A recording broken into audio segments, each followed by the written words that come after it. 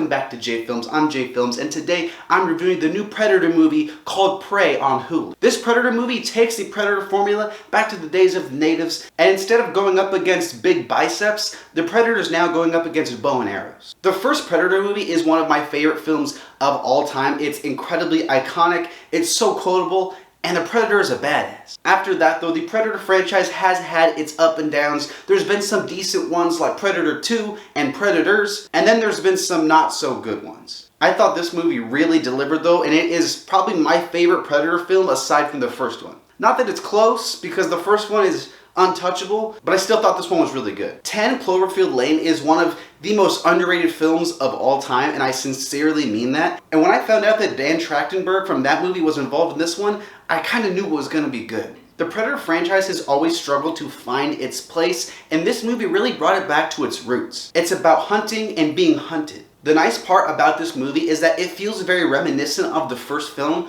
without just straight up copying it. There is a story and an arc for the main character in this film, and the Predator is just a device to help push her character along. With that being said, I thought Naru was an awesome protagonist, and I actually really liked her brother too. Just the whole idea of taking this back to an ancient tribe, it's just such a fantastic idea, and I think that that's how the Predator franchise should move forward. Take Assassin's Creed for example. Assassin's Creed had a really good idea, and then things just got too complicated. Like, no, let's keep things simple. The movie does start a little slow, but I mean the first Predator movie did too. And it's not slow just to be slow, it's very intentional, and I feel like it helps build suspense around the Predator. It adds to that feeling of being watched, of being hunted, and I thought that was fantastic. When the action starts though, good lord, the action is insane. Like, there are a few scenes in this movie, one in particular, where I was like, yeah, Predator's badass again. Something I really liked about this movie too is in the first Predator movie they have like machine guns and Gatling guns, all these crazy weapons,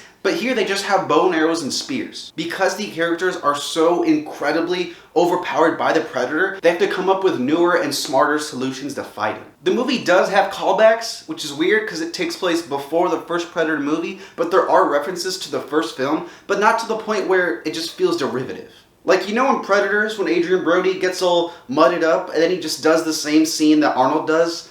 It's not like that. On a technical level, I thought the direction, the cinematography, everything there was fantastic. And I love how Dan Trachtenberg sets the tone in his movies. The same thing like how he did in Cloverfield, he takes big ideas and big stories and somehow makes them more human on a smaller scale while still feeling epic and important.